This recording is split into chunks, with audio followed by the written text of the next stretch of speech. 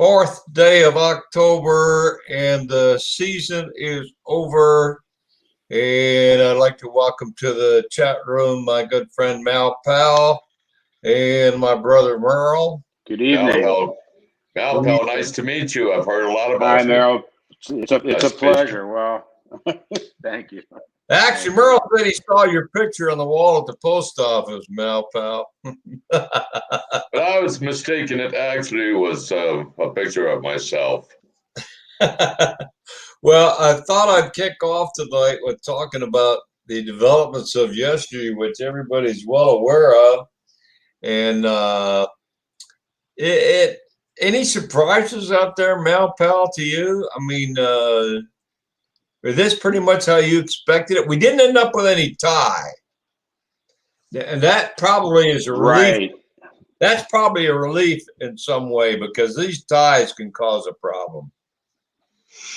So I was actually from a fantasy standpoint, I was super anxious. I was praying the Red Sox and the Yankees would win because if it went to a game 163, I probably would have lost my American League.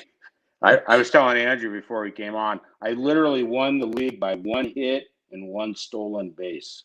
Hey, you know what, I had Malpal? no one going in any of those playoff teams. I didn't even think about that, but a 163rd game could have cost me. I finished in 3rd place, and the winner of my 15-team league had 130 points. I don't think all the years I've played fantasy baseball.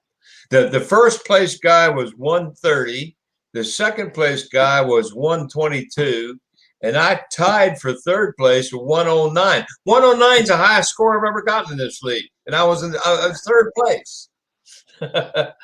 So at any rate. It's tough to take when you're over 100. Tough to take when you're over 100. Yeah, you're a loser. You're technically a loser, Malpal, but it's hard to consider yourself a loser if you got a score of 109. That's a pretty damn good season, And Merle and I are fighting it out. What was I, Merle? I was 55 and you were 54. No, you were 54.5. I was a half a point behind you. Well, we were in a league, Malpal, that all the pitchers all got blacked out. I don't know why. I guess I have a bad habit of not studying the rules. Have you ever been in a league with a pitcher with an innings maximum? I have not. No. I've been in leagues with inning minimums. I've never been in a league with it, and we went through all the teams, and about 8 of those 10 teams had their pitching staffs locked out the last 2 weeks. The entire I had mine blacked out the entire month of September. Had no pitching staff. So Merle, what's the purpose of that? So you don't try and take over strikeouts and wins? Is there something wrong with trying to win? Come on, man. If that's the reason, I don't like that. I wouldn't play in that league. We're not going to play in that again. Trust me. So Merle, were there any surprises to you? I don't like that. We didn't like it at all. Not really. The fact of the matter is, there were more teams in position to compete for a wild card right up to the last minute than I have seen since the implementation of the wild card system. I think it was 2012. No, I was not surprised. I thought it was unfortunate for teams like Toronto and Seattle who came so close. But I'm like you. I'm glad there wasn't a tie. Yeah, the thing is, I'm still pulling for a Dodger-Yankees series for some perverted reason. just because of old times. So are they? Huh? What's that? So are the networks, right? So are the networks. Oh, that's a dream come true, Malpal, to have Los Angeles and New York markets. No, you're right about that. So what are we looking for? Mitch, here is one aspect of these initial playoff games. They are 4 of the most storied teams in all of baseball: the Boston Red Sox, New York Yankees, Brooklyn-Los Angeles Dodgers, and St. Louis Cardinals. They all have rich histories. Well, I'm going to file a big grievance tonight and see if my roundtable colleagues here, I am absolutely nonplussed is the wrong word. Maybe I should say pissed off that a team can win 100 and what they win 105 games, the Dodgers? 106 and 56. And your whole damn season can be up to one game? Come on, man. That just doesn't sound right to me.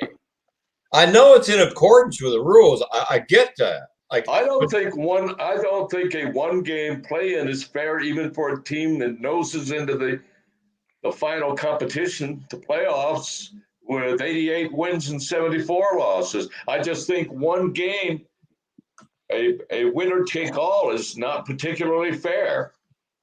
Yeah.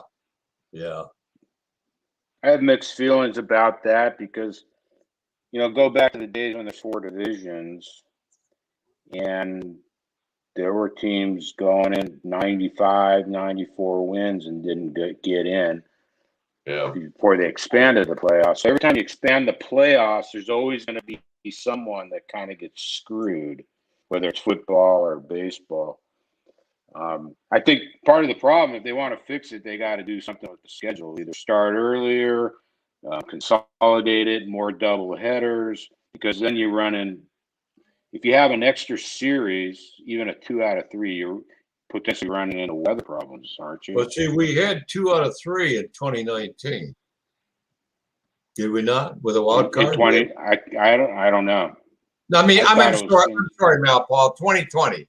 Last year we did not have one game playoffs last year. Right, we they had 2 out of 3. But remember, they had the controlled environment stadiums going on there, so the weather never became an issue to even think about because the games are played in, I think, Miami and Dallas. That's a good point. Both That's had a very domes. good, yeah.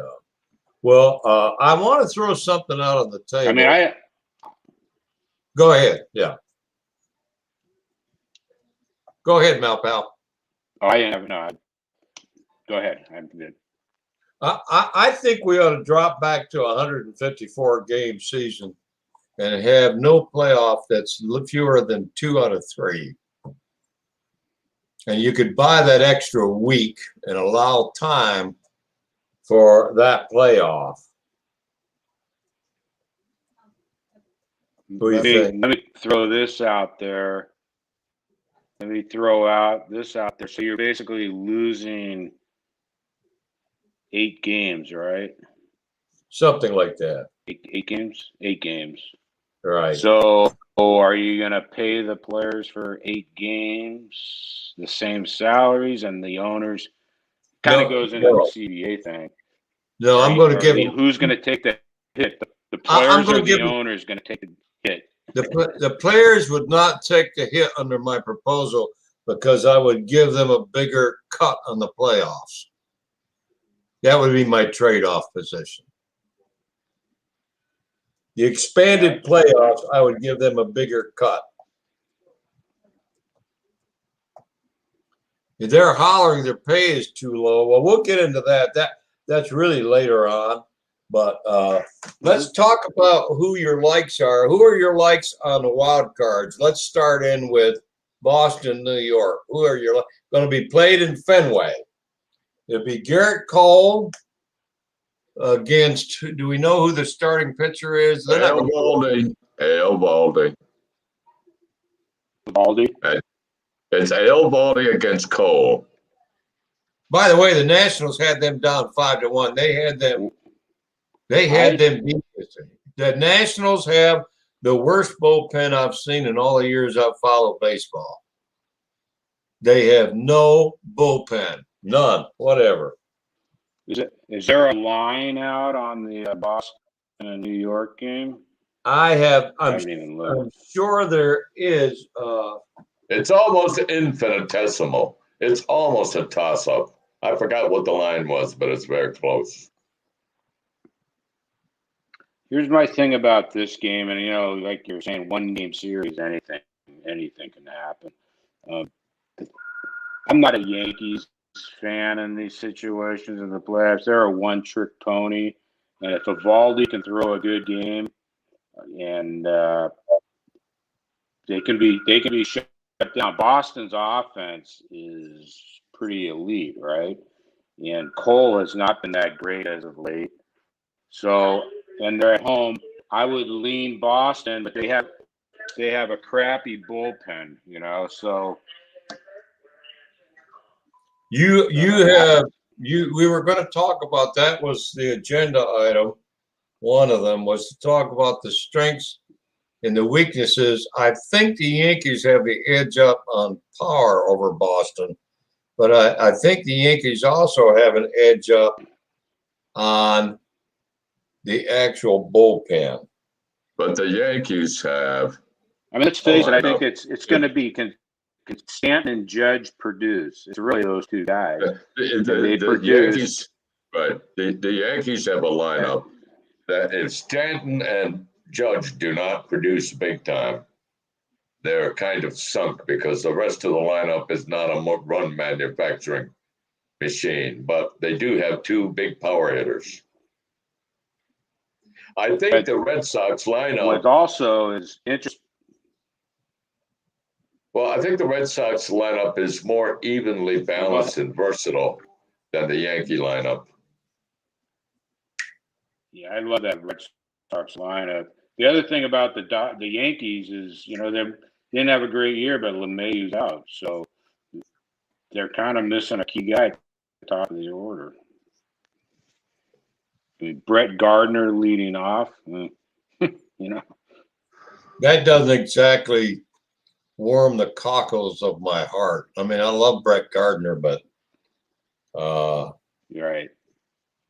It's 2021. It's not 1991 or whatever. Yeah, that's right. I'm going Boston, so you might want to bet the Yankees, but I'm going Boston. Red Sox are minus 110 on money line. Against the spread, the Yankees are minus 1.5 plus 135, and the Red Sox are minus 1.5 minus 170. Let me make sure I'm interpreting this right. The team with the minus, the team is they're predicting to win, correct? Right. That's right. Correct. So the money line that I'm seeing predicts if it's minus, it's a slight advantage to Boston. And that makes sense because it's a home game. It's in Fenway. That's worth something. I mean, you get to come up the bat last for one thing. It's worth something. Right. And so, and you take the crowd. That's probably the only factor keeping it from being essentially a toss-up. It's home field. I'm not really a Yankee fan, although I respect the hell out of them because they don't let the guys coming in to play on the field looking like they're homeless people, with all due respect to the homeless people. They don't, and I don't know how they get away with it, but they do. But I have to tell you, I was thinking about this today because I watched the MLB highlights every morning religiously, and I haven't really seen Stanton and Judge really using the right field porch very much. Most of their home runs have been right to dead center field. Have you noticed that? Isn't Boston a tough place? Isn't Boston a tough place to hit out of except for left field? I think so, and down the right field line, the pesky pole. Right, but if you get in like a 300-foot shot. If you get in right center, it's a poke. Yep.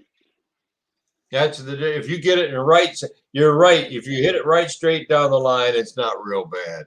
The Yankees have a significant advantage over as Malpal noted, have a significant advantage once the games go to the bullpens. The Yankees have a superior bullpen. That means a lot. Remember this. it's a 1-game series, right? Right. So, but I'm interested in it. So these guys played on Sunday, right? And Sale and Erod both pitched yesterday. That's So right. are they gonna be available if this game is shortened to, Valdi doesn't get past 5?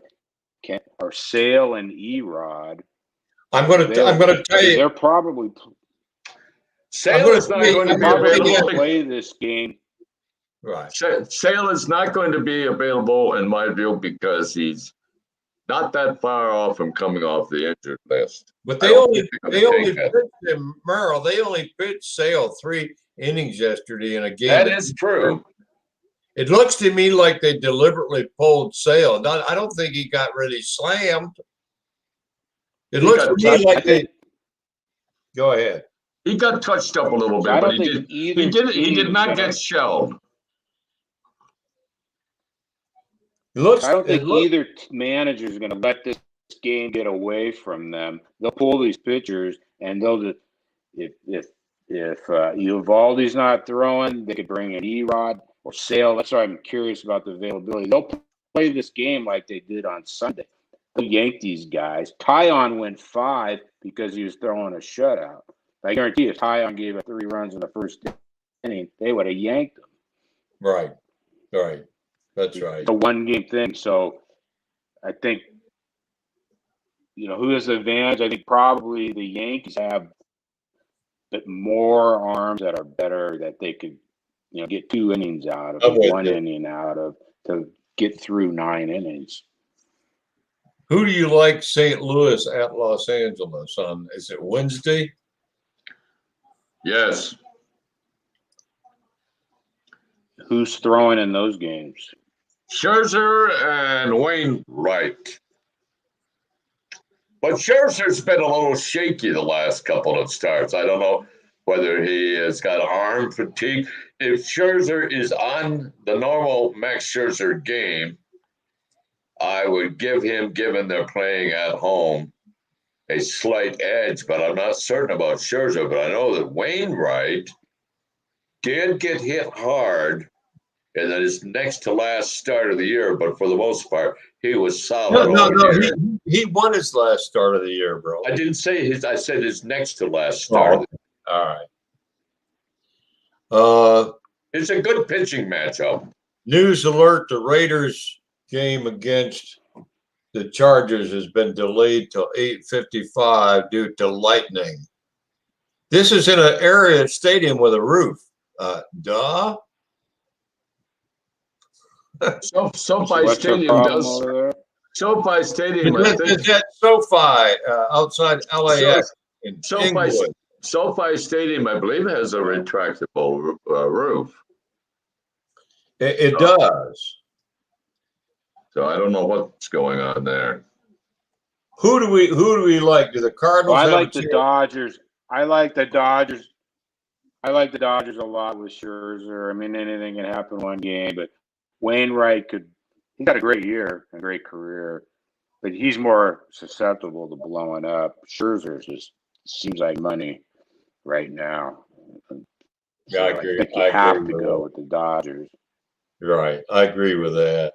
So let's go over the team's strengths and weaknesses one by one who are likely to be around, and we'll cover all the wild card. What are the strengths and weaknesses? I think we're already talking about the Yankees. Do they have any other weaknesses? I mean, do they have any weaknesses? The Yankees? Yeah. I don't like Yes. Yes, I said they had poor hitting balance in the lineup. If Boston can handle Judge and Stanton reasonably, I think the Yankees have a huge challenge. Well, Ursula has not, Ursula is not going to be confused with I Devin. agree with Merrill on that. The shortstop's not going to be confused. They don't have LeMahieu in the lineup. He had an off year, but he is a performer, has been a performer in those kinds of He's not going to be in this. high leverage playoffs, and he's not going to be The available. way I phrased the question is for the entire playoff, so he will be back. I give the Yankees the edge at first base with Rizzo, and they could use Voit. Didn't Voit want to be put on the inactive list for the playoffs? Yes. Yeah, he's out for the year. Okay, he's pissed off. And he has a right to be. He led major league leagues in home. Led the majors in home runs last year. But when they got Rizzo, he should have seen the. Why can't they use Voit as a DH? I think that's where they're playing. They're using Stanton. I'm trying to hear. I've heard the arguments that no one's convinced me yet. I'm trying to understand why anyone thinks Rizzo is better than Luke Voit. But I understand this year. I understand why they got Rizzo, because Voigt's knee was a problem all year and they needed some certainty. But I think Rizzo has a better. Rizzo is a far superior fielder at first base than Voit. I don't know if I'd say well, he's superior. He's superior. How about the outfield? Which is Boston? He's a really good fielder for sure. That's just maybe I'm biased. I like Luke Voit. I like him. I like watching him play. Who has the best defensive outfield? Because that's underrated. We all know how underrated that. Who has the best defensive outfield between Boston and New York? I think that's a toss-up. I think that's a toss-up. Yeah, Malpal. The Yankees have Gallo, Gardner, and Judge. Is that what we're dealing with here, likely? If Stanton is a DH, yes. That is not an all-star defensive outfield, but neither is Boston's. And Red Sox have Verdugo, Renfroe, and Martinez are not gazelles on defense. I think it's a wash in the outfield. Who has the best team speed then? Well, the leading base stealer for the Red Sox was the catcher. Well, that answers the question then, doesn't it? Yeah. But the Yankees don't have much speed either, do they? No. Tyler Wade's fast. Is he going to be on the postseason roster, Malpal? I imagine he will if LeMahieu is out. Oh, okay. Urshela is questionable. And what's the biggest flaw of the Tampa Bay Rays? Starting pitching. Tampa's all about the bullpen, like they are all year. You never know who's going to come in to hold up. You never know who's going to come in to close a game. It could be Joe Shit the Rag Man. Who's the closer? Who's the closer for Tampa? I can't tell you. You'd have to shoot me. I can't tell you. Well, Anderson. Oh, go ahead. It was setting up to be Kittredge. But he hasn't. He went on the DL like a week before the season ended. He's come back and he has not been good. He had one really bad outing on Friday and or Thursday last week, I think, and then he gave up a hit yesterday. So I think he's technically their closer now. Will he? Who knows? It's Tampa, right? Will Tampa have home field advantage throughout the playoff? Did they not win the most games in the American League? Yes. Yes. Is that important? Yes. Not if the Yankees or Boston playing, because then they'll take over that stadium anyways. I mean, does Tampa support that team? They need to move that team out of Tampa. They don't deserve to have that team, but that's another topic. Huh? Right. Yeah, and last year they went to the World Series, but it was like they were saying they're neutral fields, right? So Right. I don't see that as a home field advantage. Could be a home field disadvantage, if they play it. Yeah, at the Nationals ballpark this weekend, Merrill and I were talking about that offline. I think there were more Boston fans in that Nats park than there were Nats fans. Didn't they have 40,000 people, bro? They had 35,000 Saturday and a sellout 41,700 on Sunday. I'll bet you 60% of that was Boston fans. If you look, well, a lot of there were. I think the fact that it's potentially Ryan Zimmerman's last game did bring out more Nats fans than usual. Let's move on to the Chicago White Sox strengths and weaknesses and betting odds. They are traveling to Houston, and I guess Houston had a better win-loss record than they did. Must be. They did. I'm not too keen on the White Sox's chances, and I can't give it. It's just a gut feeling I have that they haven't been pressed against the wall that much. And Lance Lynn has been getting hit. And Giolito is Dr. Jekyll and Mrs. Hyde. You don't know which Giolito is going to show up. Dallas Keuchel has been, I think, mediocre. Dylan Cease, what do you think, Malpal? Dylan Cease might be the best starter they got right now. Yeah, I saw that he got some sort of shoulder issue, although they expect him to start. I think the White Sox, I'm a White Sox fan, and comparing them to Houston, kind of preparing for this, it's a 5-game series, right? Right. So you could go 4 deep in the rotation. I think the key for the White Sox is Carlos Rodon, and he's questionable to start the 3rd game. He's had some arm fatigue recently. Right. This guy is unhittable when he's feeling good. Right. Right. And I do not like the White Sox middle. I don't like their bridge guys to get to Hendricks. So Houston doesn't have like that elite starter, and there are very few in the league. But they got a deep rotation, so they got a better rotation to go through a 5-game series with Greinke, McCullers, Valdez, Garcia. Well, Greinke those are all formidable. Yeah, Greinke has not been stellar lately. But you're right. He's probably the weak link. But we know how Zach Greinke normally appears in postseason. He normally is terrific in the postseason. That's been his history.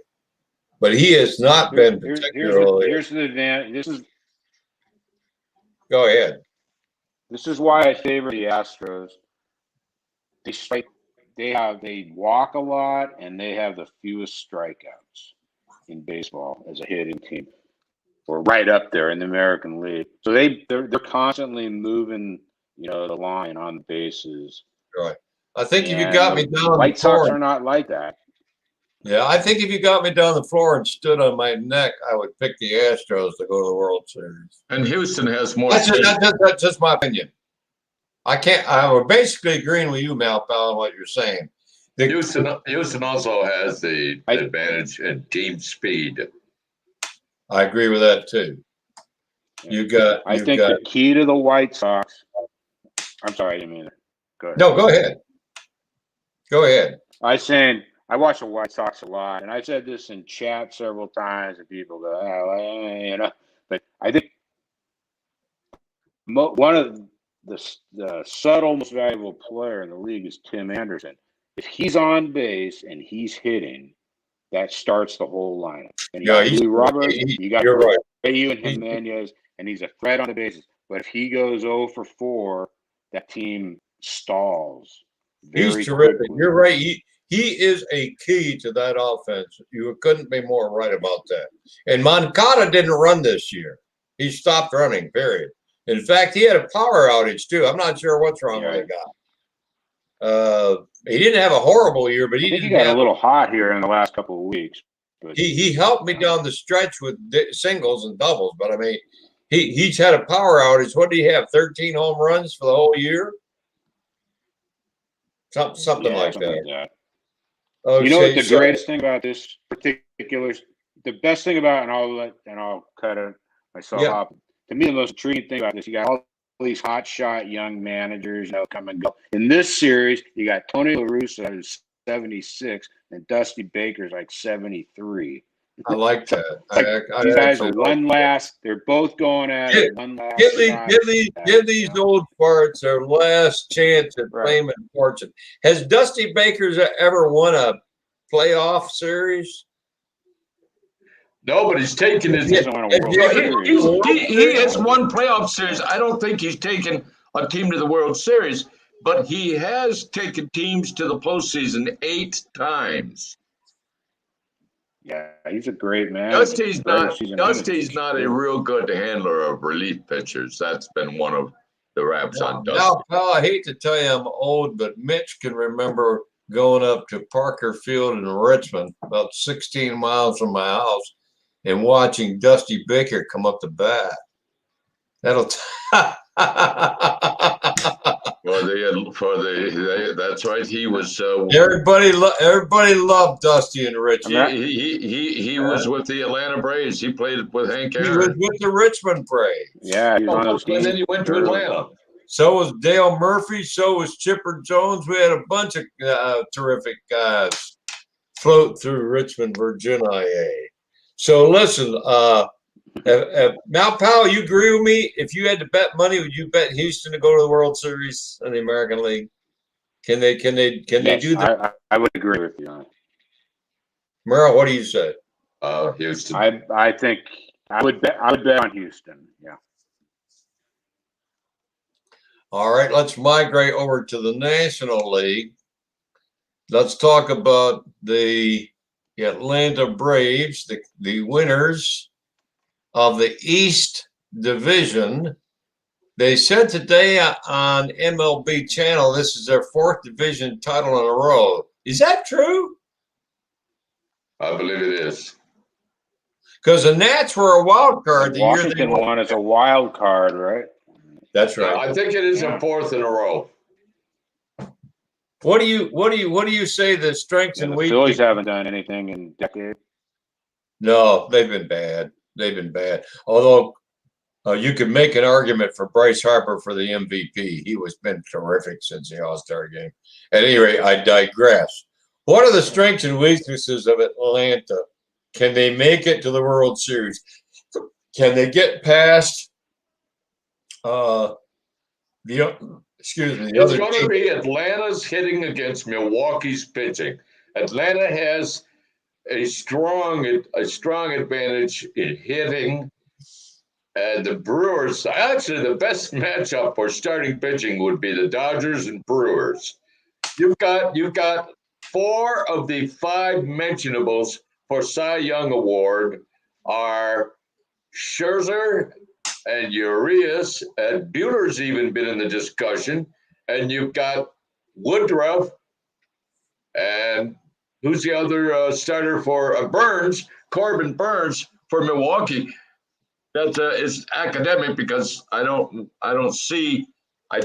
They could possibly play in the championship series, but on the Atlanta strength and weaknesses, again, I say their strength is prodigious hitting. They're rather thin in the starting rotation, although Charlie Morton has pitched better than he seems to get credit for. Fried really came on strong in the second half, and Anderson is not bad. If you've got 3 reasonably serviceable starters, you can compete. But the point I'm making is if you had an Atlanta matchup in the division or championship series, with Milwaukee, I believe the Brewers would have to be favored based on that truly strong starting rotation they have. Andrea has posted something interesting in the chat room. I know we left the Yankees, but she posted this, and I try to keep up with the chat room. That's very kind to her. She has given us the statistics of Aaron Judge at Fenway Park. His career batting average at Fenway Park. If anyone want to take a shot? Over 400.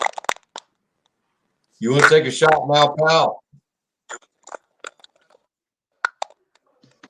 Which game are we talking about? We're talking about we're talking about Judge's career batting average at Fenway Park. Oh, I would. It's either 500 or 100. If you said 179, you would be on the money. Okay. Really? 179. Now, I'm not angry. I'm just surprised. What am I hearing? Are you all hearing something These guys strange? are big whiffers. I don't know. I'm hearing something. Has somebody eating Doritos behind you? No, I invited that guy. I don't know what that is. I invited that guy Jeffrey Tubin into the chat room. You're bad.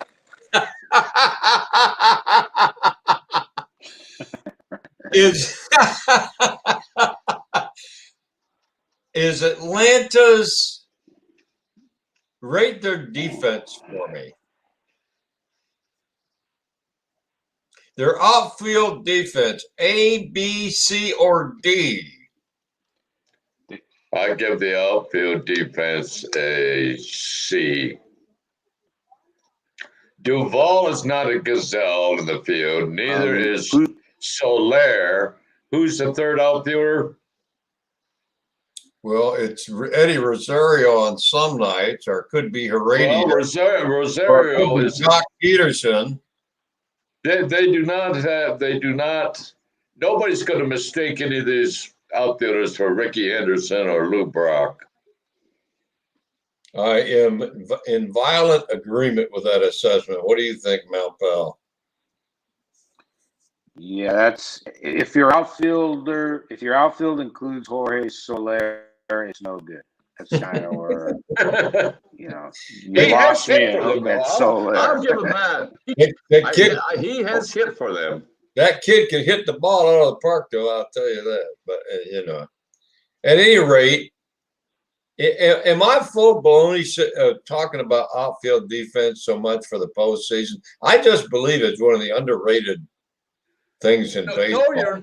No, you're not, because the addict I know you are for watching those game highlights the following morning. You can confirm my position that I'm not sure I've ever seen a season in which so many outfielders have made leaping catches at the wall to rob hitters of homers. So, yes, it's important. It is very important. You see what I'm saying, Mitch? I don't think I can remember so many of the takeaways in that respect. I understand. How about the Atlanta starting rotation? Are we worried about that? I just went over that. I said Fried pitched very strongly in the last 2 months, and Charlie Morton pitched well most of all of the year, but seemed to get little notice for it. And the second-year man, the sophomore Anderson, is serviceable as a starter. He wouldn't be your top flight number 3, but he's pretty good. I rank Charlie Morton as the best starter in the rotation. He's been good. He's been good. I don't think they will roll with him in game 1. I think it'll be free. It'll be. They consider Free the number 1. All right. Their bullpen is So I would say on a scale of 1 to 10, maybe a 7. Their closer, Will Smith, had a bit of a dip after the All-Star game, but pitched very well during the last month of the pennant race. So their bullpen is competitive. Not great, but competitive. All right, so let's shift gears and go to I the think this is. Milwaukee. Go ahead. Go ahead. I think this is a great cut to the chase. I think this is a great series. You got Atlanta, who's got a power offense. Really, if they're clicking, they're going to be hard to beat against two dominant starting pitchers with Milwaukee. I'm not in love like you guys aren't. Don't seem to be in love with the Atlanta rotation. I think Milwaukee's probably got a rotation is better better. outfield. I think their rotation Right, is and better. I think their outfield defense is better. Well, you can start with Jackie. Right, Bradley. You can start with Jackie Bradley. He's an outstanding fielder.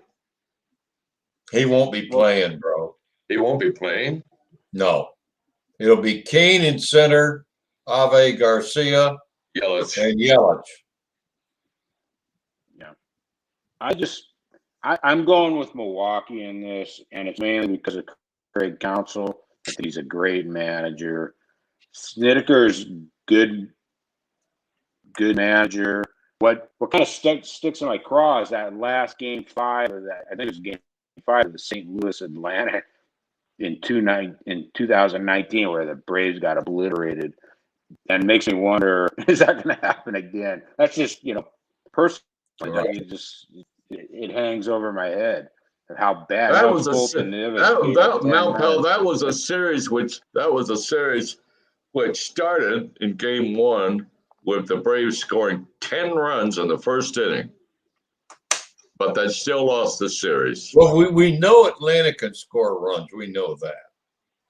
I would give Atlanta the edge on power over the Brewers. Yes. Their infield Correct, has 4 infielders with 25 or more home runs. It's the first time since Garvey, Shea, who are the other Oaks and Russell. Bill, okay, all right. But the Braves have the edge on power, but I agree with Malpal. When you roll out Woodruff, Burns, and Freddie Peralta, that's a pretty good 3 starting pitchers right there. It really is.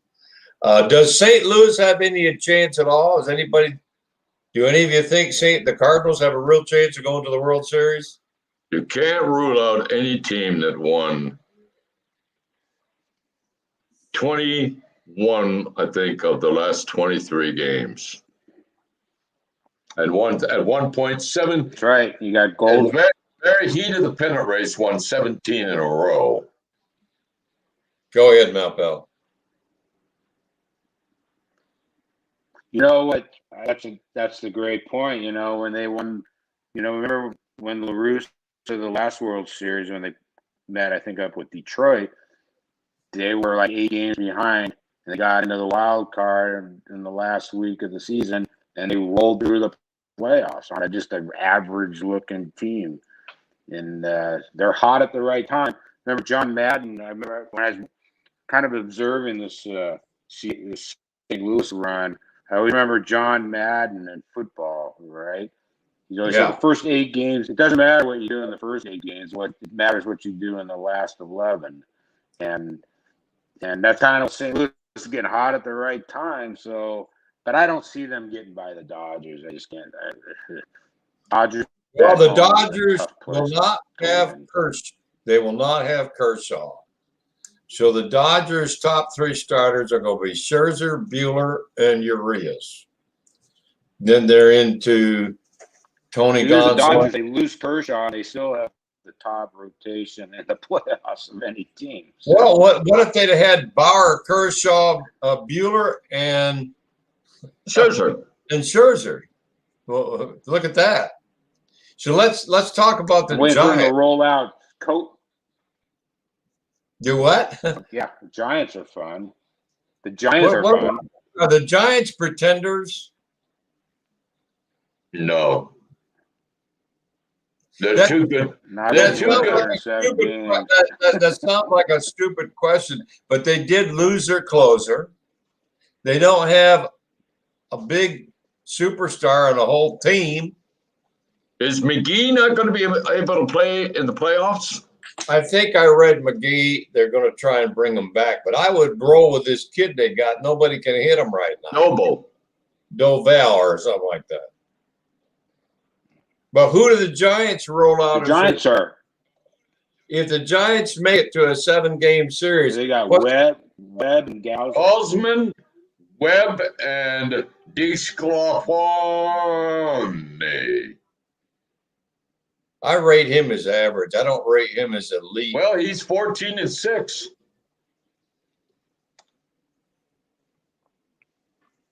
If you look at the Giants, if you base your projections on looking at the San Francisco Giants, you wouldn't pick them to on win. paper, you wouldn't. On paper, you would not pick them to be competitive in the postseason.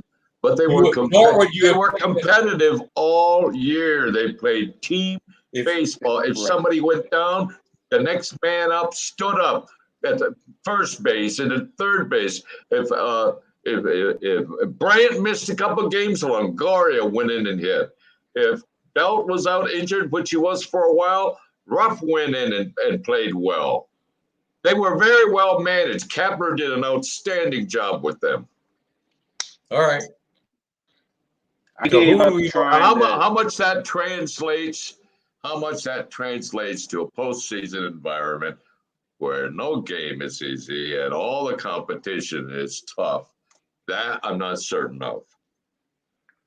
Go ahead, Malpal.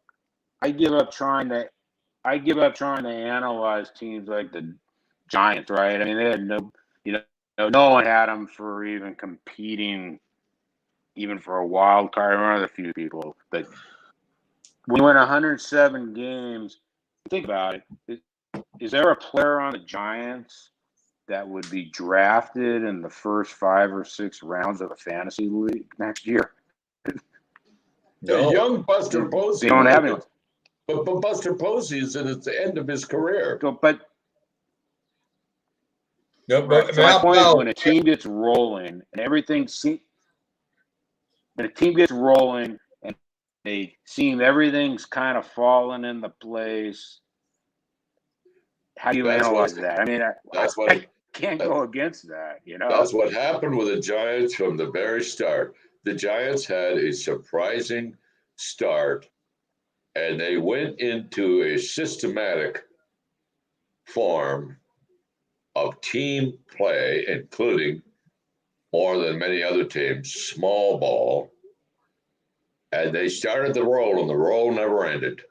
Not from day one to yesterday. The roll with the Giants did not end, which is why I'm reluctant to sell them short very much in the postseason, because the only issue would be to what extent you can transfer that playing style, or to what extent.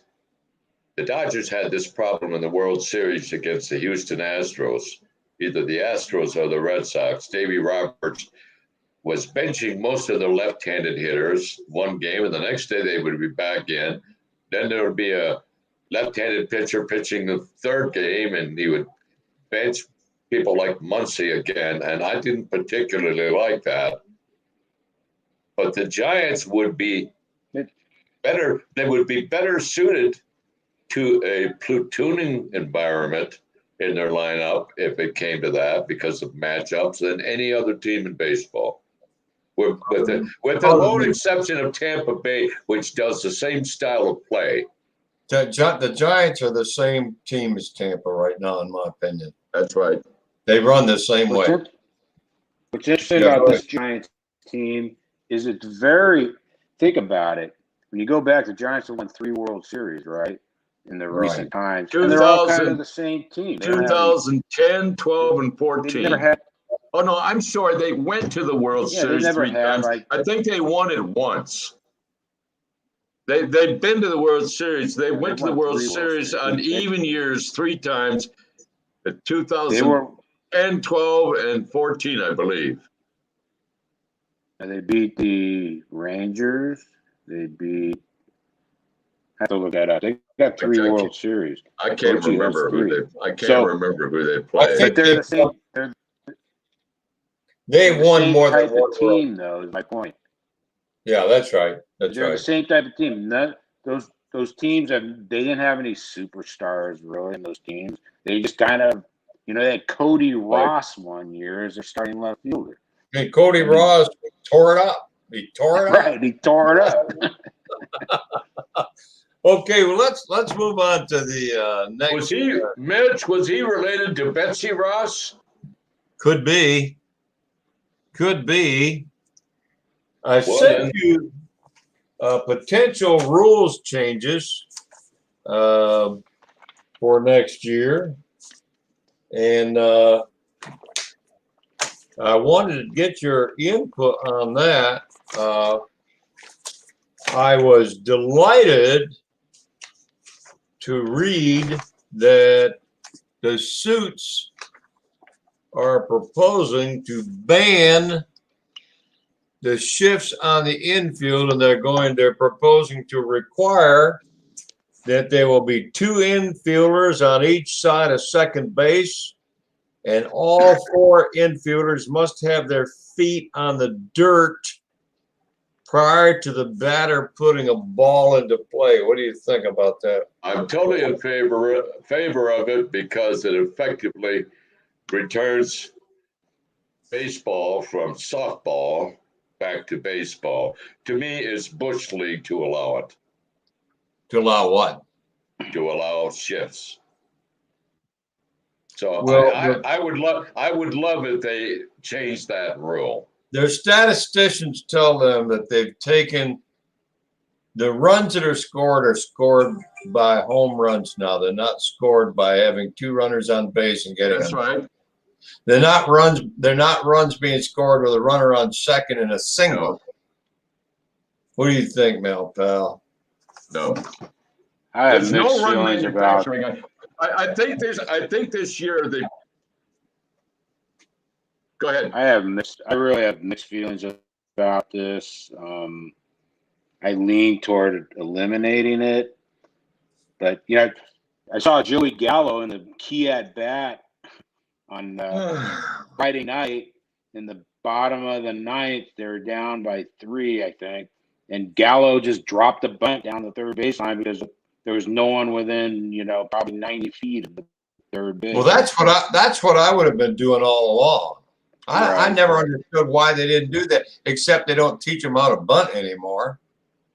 They don't want them to bunt because they get their hands fractured, and they don't want them to steal bases because they get lower leg and upper leg injuries. It's clear the trend in baseball the last several years has been, and these 2 features are important elements of what we colloquially call small ball, but I don't think the teams like it, and I'm not so certain that managers are not under direction by the team, by the management of their teams to strictly limit that. They don't like, you really don't want to have the ace of your pitching staff holding his hand down on the bat to sacrifice. What if he gets his pitching hand smashed? Then you're out. I could live with 2 players on each side of second base. I think not playing on the grass is just a typical Manford stupid idea. If that's his proposal, I don't like that. Or maybe Would you call that an overreach? Yes, like they always do. Huh? I was interesting note though. I caught this during the pandemic. We all watch, or I did watch a lot of replay historical games, on the MLB Network. Right. I was watching like the 71, I think it was the Pirates were in the 71 series. They kind of shifted. Their shortstop was playing right behind second base. So the shift is not new, but I think it could probably be, you could still shift and knock down and still play strategic defense without having your third baseman play in right field. I don't like that. I don't like that either. Yeah. Well, do you think the Players Association would support that or oppose that? I think the Players Association would support it because Well, it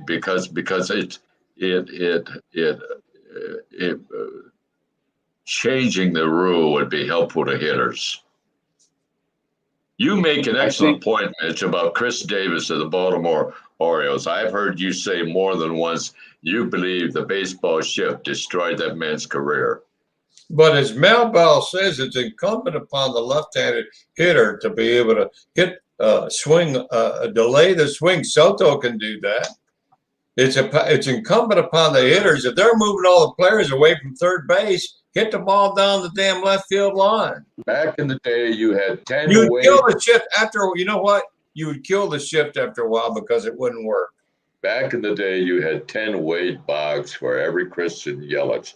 Back in the days of players like Wade Boggs, who was excellent, absolutely excellent, Wade Boggs would have defeated the shift every time they put it on him because he knew exactly how to hit the ball right to the third base bag with nobody there. But it's not a skill set. I don't think it's a skill set that batting coaches are emphasizing now.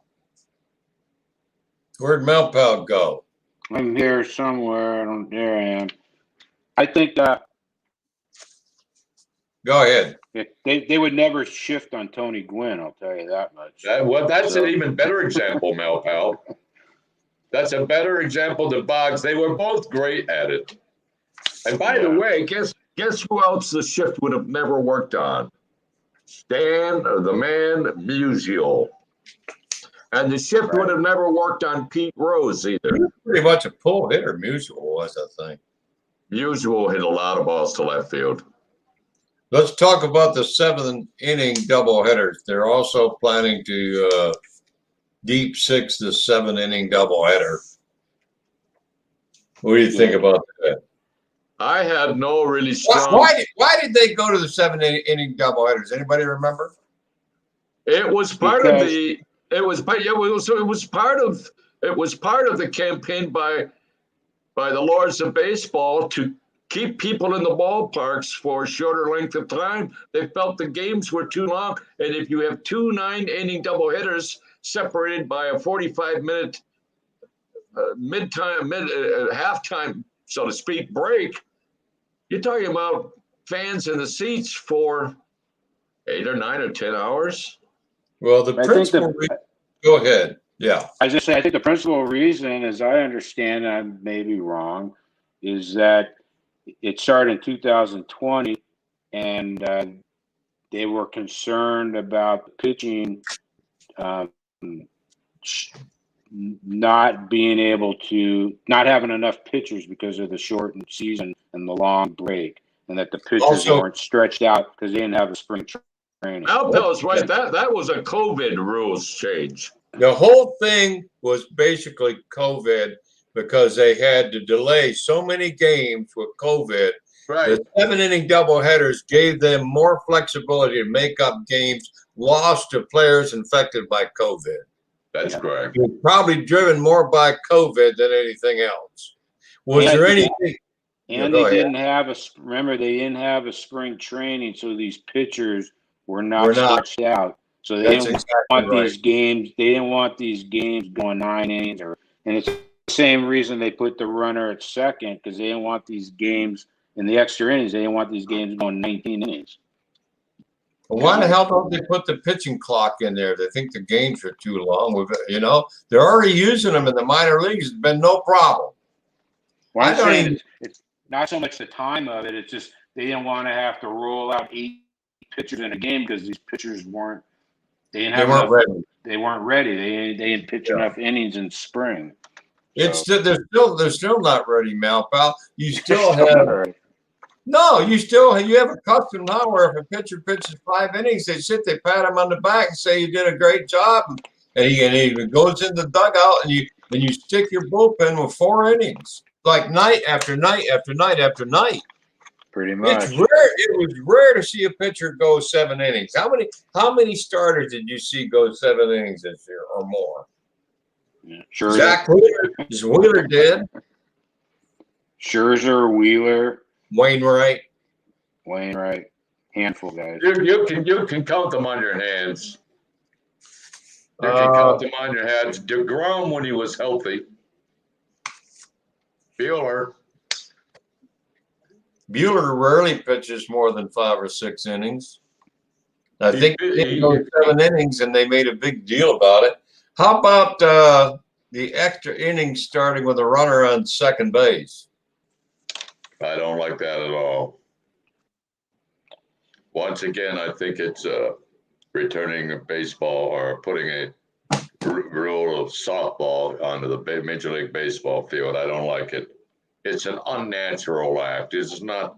I'm a baseball purist. If you want to get on second base, you've got to hit your way over to second. Yeah, I agree with that.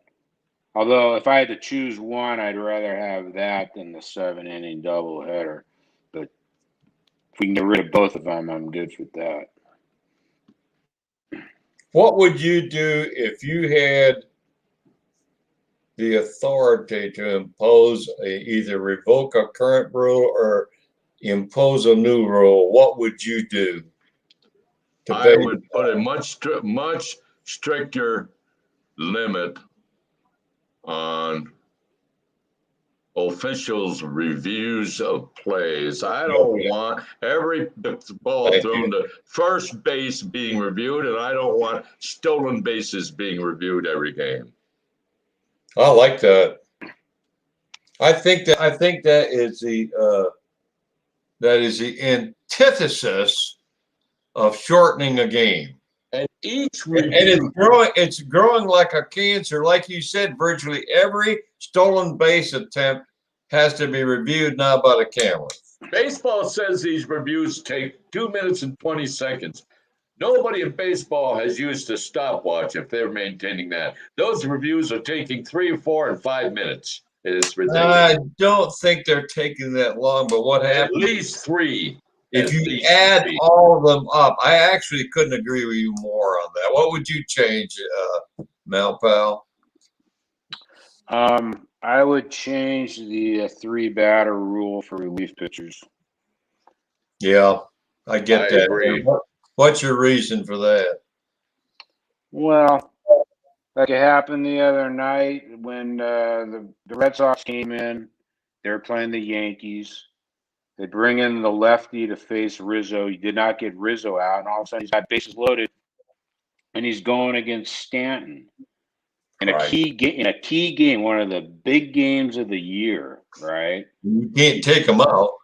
And you can't take him out, and Stanton hits a grand slam. There you go. And I get why they do it. I mean, I understand what they were trying to do. You know, these managers come out, but I don't think it's really shortened the game. You know, it's like I think the stats are that the games are just as long. It hasn't saved one minute. In theory, you would think that it takes time to replace the pitchers, but you're right. In practice, there's no data to suggest that it's had a significant effect on the length of the game. Yeah, I mean, maybe it decreased the. It's not, instead of a half hour, it's 15 minutes longer. But I don't know. It's like, it just seems to me. I'm about strategy, and I was gonna pop in and say I'd make it universal DH. I kind of want all or nothing. I think it's dumb that one league has it and one league doesn't. I'm not a DH fan, but if one's going to have it, I think both got to have it. You got to put the DH in the next agreement. You got to have it either everywhere or nowhere. It's a there's no professional sport I know of that two parts of the same organization have different rules. That even is stupid. Right. And also they're cozying up to all the betting agents and actually going to have betting in the stadium. Is that good for baseball?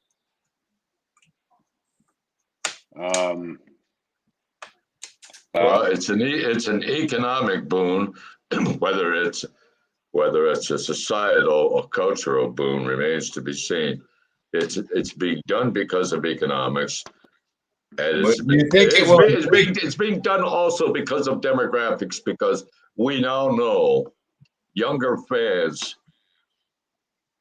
I'll say the cell phone era fans, are participating in a very large way in betting on sports. So I don't know how you crunch it by dint of societal norms, what's right or what's wrong, was seen in the days of yore as a potentially corrupting presence in baseball, but now not so much. I'm not certain, but I am certain that in a time of continually rising salaries and long-term contracts and free agency regularly in every off season, that it is another source of revenue for the teams. I just despise the hypocrisy of Major League Baseball on this issue. For years, they denounced betting. They kept Pete Rose. They kept Pete Rose out of the Hall of Fame and still do. Right, and they got signs, no betting on baseball in the locker rooms. Right. But they need the cash flow, and now it's all of a sudden okay. I have no problem anyone wanting to bet on baseball. I kind of have a problem with them advertising that Bally's is the sponsor of the San Diego Padres. Right. That's me. So it's just hypocritical as being a baseball historian type of guy. And the Pete Rose thing. Now, Pete Rose is allegedly betting on his own team, but still, it's hypocritical, Malpal. It's hypocritical. When we talk about the CBA, you'll see what my position is. I'm kind of a conservative guy, but I despise the owners. I'm all for players. So we can talk about that, and you'll see my position. We're going to talk about that, and we're going to close out by talking about that. I just want to say that Andrea has put forth the notion, and she has provided data to support her position. She says it's not good that the Red Sox are pitching Eovaldi in the one-game playoff because their data indicates that Stanton can hit Eovaldi very well. That's just her input. Well, that's a generous contribution, and I believe she's exactly right. Eovaldi was terrific in the series against the Dodgers, but I can't cite a picture, maybe with a possible exception of Sandy Koufax at the very height of his career, who didn't have weaknesses against certain of the hitters in the league.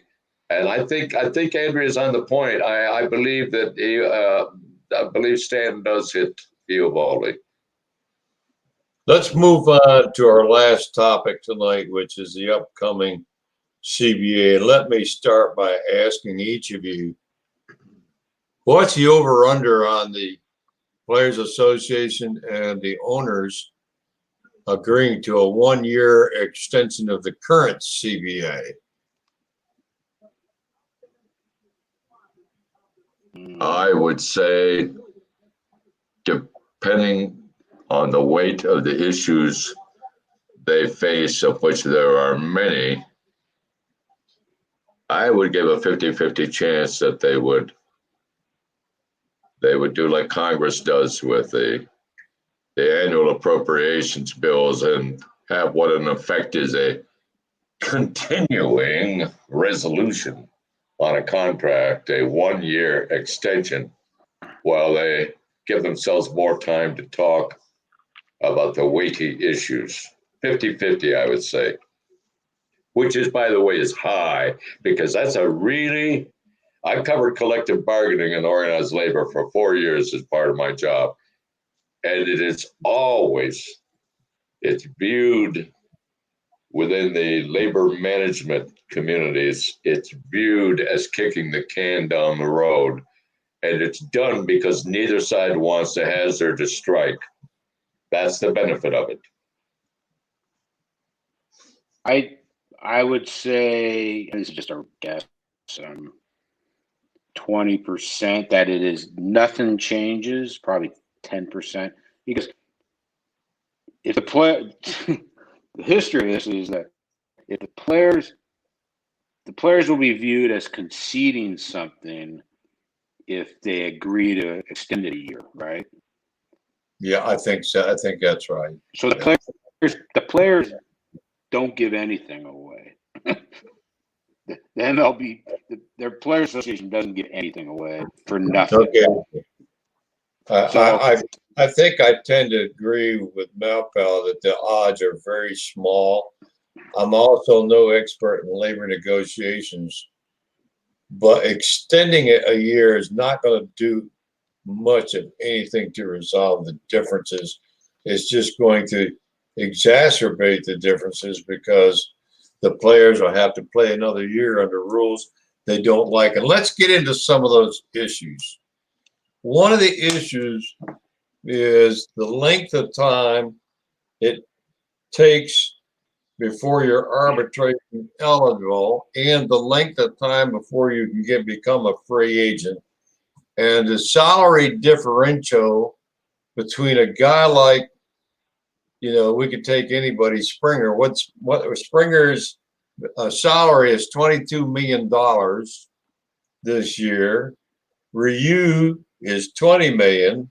Semyon, I'm very surprised, is $18 million. I'm very surprised that Toronto gave him $18 million. But you know what?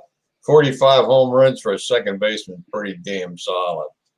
But here's the issue with the players' union is that you might have today in Major League Baseball the largest percent of the stars or emerging stars or the biggest contributors are, and I quote, Bo Bichette with 29 home runs, 100 runs batted in, and 25 steals.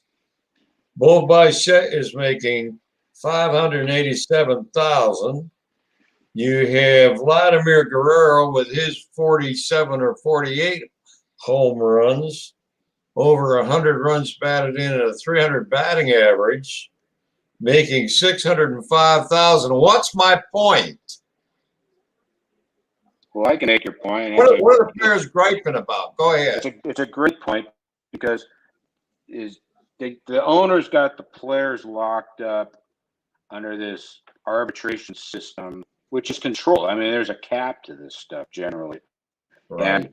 and they got them controlled for 6 years. So if a player comes up, this is what seems to be happening: is the player comes up, say he's 23, 24 years old, right? So for 6 years, by the time he hits free agency, he's 30, 31 years old. And what's changed in the game is with all these analytics and everything, you can see what's happening. They're going to say the owners have changed. Instead of going compensating someone of what they've done in the past, which happened for years, they are now using analytics and saying, what is this guy going to do 5 years? If I sign him to a 5-year deal, what is he going to do in year 3 when he's 34 years old? He's not worth paying that big contract anymore. So therein lies the crux of the issue. You defined it very well. I'm going to punish you with pay when you come up because you haven't been up long enough. And then by the time you get to be up long enough, then I'm going to punish you because you're too old. You can't have it both ways, can you? Right. So in their prime career years, generally being 26, 27, 28, 29, they're not free agents and their salaries are controlled. So it's not a free market. The owners kill the players on this, and that's a huge issue. And I don't blame the players. So what should the owners do? Should they may allow you to become a free agent earlier? That has an impact on the payroll. This is what Mitch would do. I would let you become free agents earlier, but I wouldn't give out these damn $300 million contracts. That's just Mitch. I would say if you want $300, go to Tokyo or Seoul, South Korea. They got to get the money back. So, Malpal, if they make a concession on this, which I agree with you, they're going to have to get a revenue. They're going to have to make some. They're going to have to get some way on the revenue because the players also want part of the gambling proceeds. The players want a bigger share of the streaming video. The players want, how much more can they charge? Let's put it this way. I talked about elasticity of demand. I got it wrong the other night. A product that has inelastic demand is a product like a pack of cigarettes, meaning that it appears to, in many cases, cigarette smoking is down nationally, but there is a dearth of data to show the association between cigarette prices and the consumption of cigarettes. It appears that the drop in cigarette sales is because people are making healthy choices, that smoking is bad for them. But my example with cigarettes is this. The demand for cigarettes is a whole lot more inelastic than the demand for baseball tickets. How much higher can you raise the price of baseball tickets and still have people pay to go to the games? They are the crowd. I haven't seen what the crowds are this year. Are they up from 2019? The attendance this year is significantly lower than 2019. I saw that today, and I didn't keep it. I want to say, I don't even want to give you a number. I would say the attendance this year, based on what I read earlier today, and I should have kept it and saved it because I saw it somewhere and can't remember. It's down like 15 to 20%, Malpal, over 2019. But a lot of this year is down. But a lot of that this year is still, as we found out with the Delta variant, unfortunately, some of that decline in attendance is unmistakably the result of crowd aversion on the part of a lot of fans. Maybe it can have to do with the high cost of tickets too, but there still is a COVID dampener on crowds. Yeah, you still can't have more than 30,000 in Rogers Stadium in Toronto. That's right. But that's just part of the equation, Mitch, because now talk to me about, are the TV revenues, the local TV revenues up or down? I don't have the data on that. Is the overall revenues for baseball going upward or downward? That's a fair question. They're going upward. Like from 2019. Isn't it principally because of streaming video? With people a lot of people don't go to the games. I don't go to as many games as I used to because the older I get, I don't want to go. I watch them on TV, and right. that's a huge market. So I don't get too caught up in that it's too expensive to go to the games because I see sellout games in San Diego and I see them in Dodger Stadium. Pittsburgh, you don't see them, but that's a lousy product. So I think the market. Go ahead. Yeah. The point I was trying to make of odds as high as 50-50 that they do a 1-year extension is that there are so many complex issues to resolve. If both parties agree that it's better for the game, better for the owners, better for the players, to give themselves more time to work behind the scenes on narrowing the differences, you could make an argument for, as I said, the baseball's version of the famous congressional continuing resolution.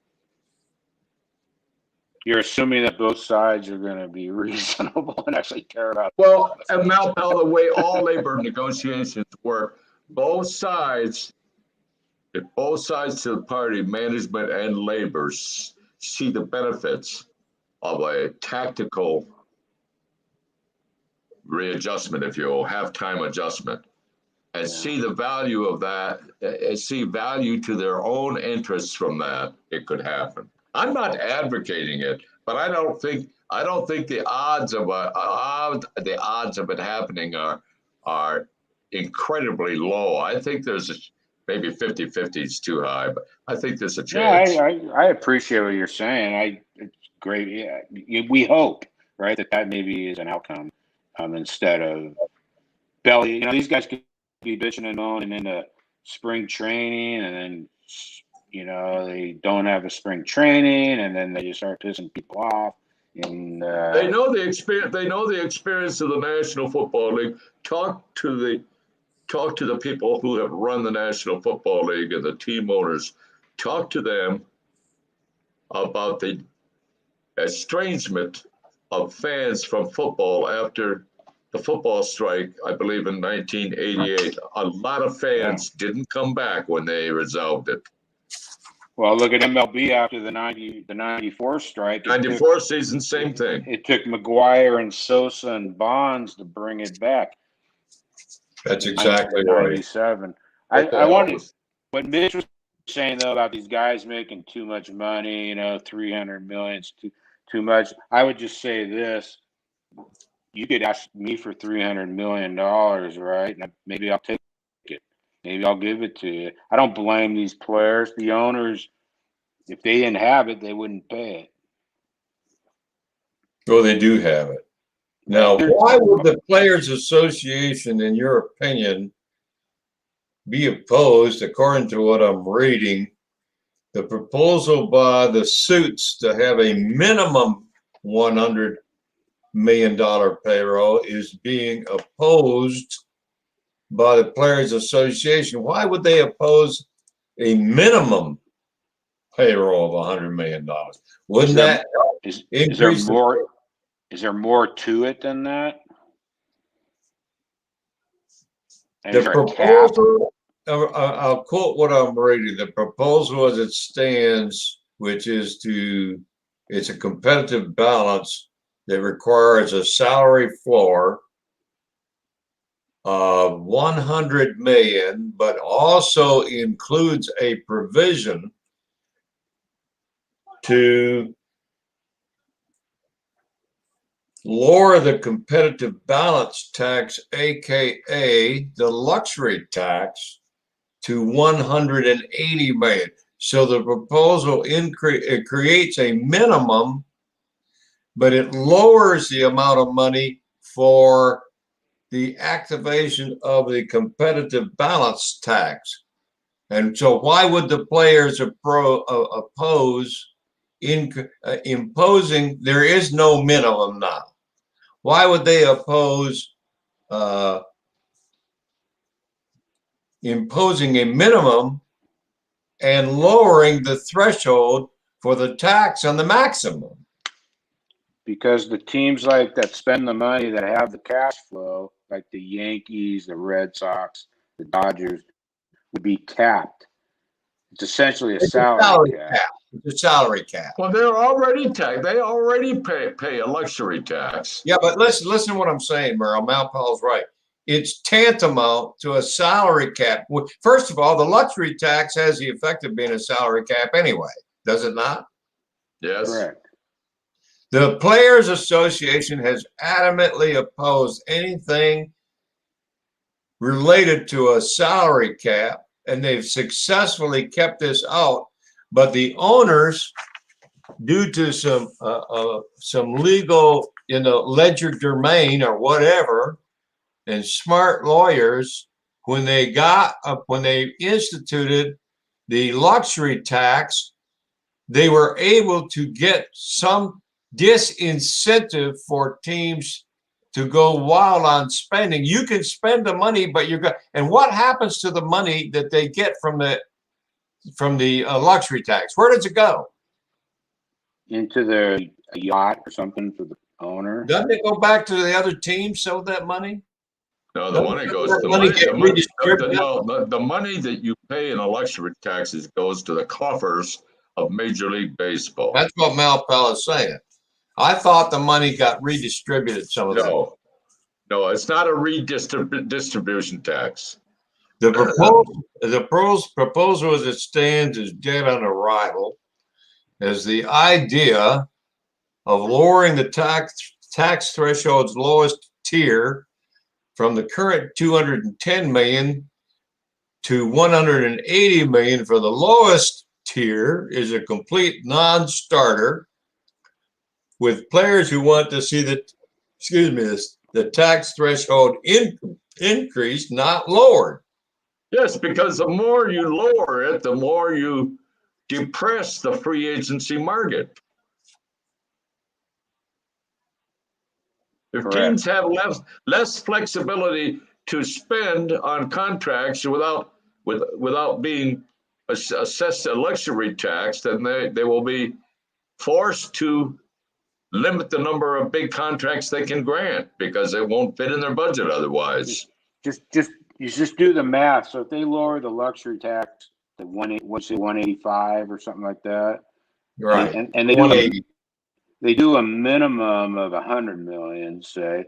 So a team like Pittsburgh, that's still not going to.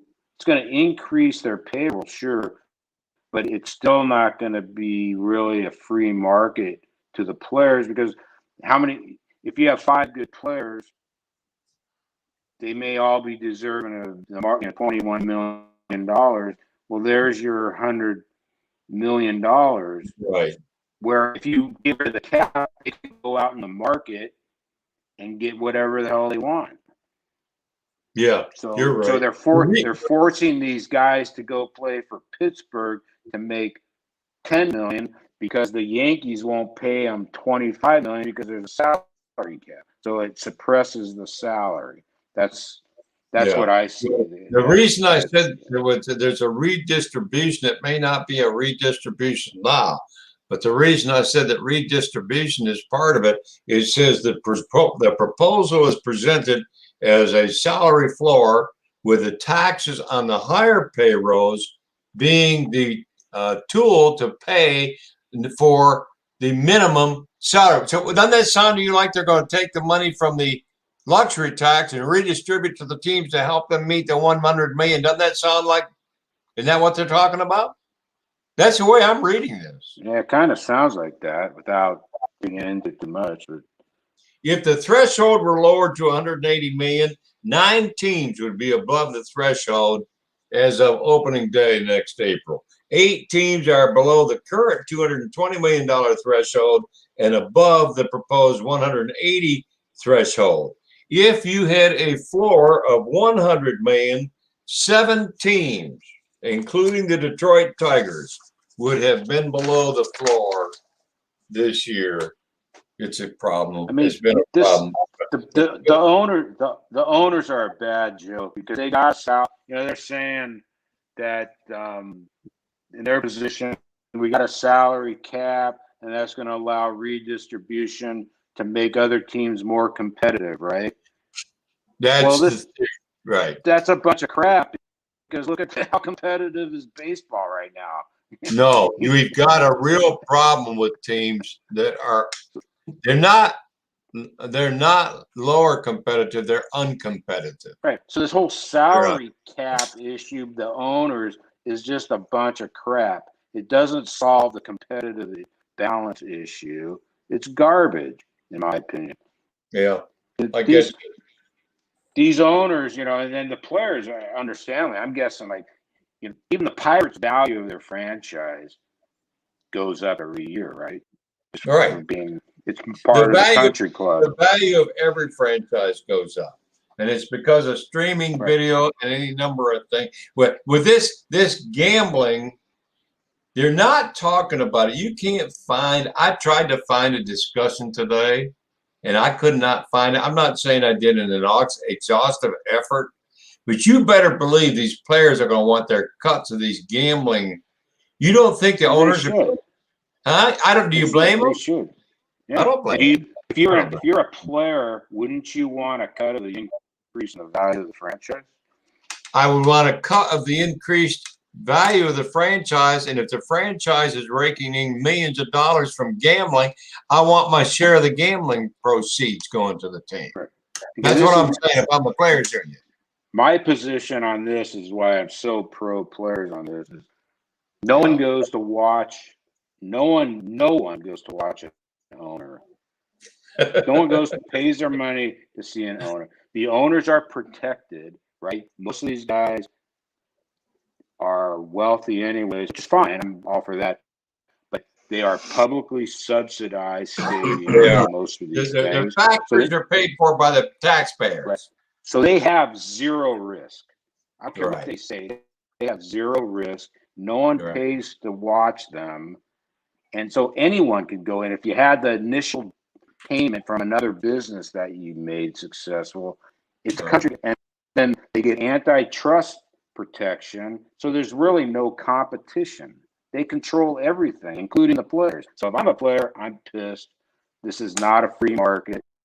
They aren't getting paid not all of them are getting paid what they deserve. Well, you got a few that are over. You got a few that are overpaid, but I would agree with you. Is it over? If someone offers you a certain amount and you take it, are you overpaid if two people agree? I mean, whether it's painting your house or fixing your car or playing shortstop. Yeah, you raised a valid point. Okay, well, it's 9:30. It's been a great discussion. I appreciate you coming in with us tonight, Malpal and Merle. Thank you for having me. I didn't mean to talk so much, but no, that's what kind of interests me. That's why I jumped in this topic. Really. Thank you, Malpal. It was fun. Hope you come back again, my friend. Take care. Okay. Good night, Thanks, everybody. guys. Okay. Okay, bye.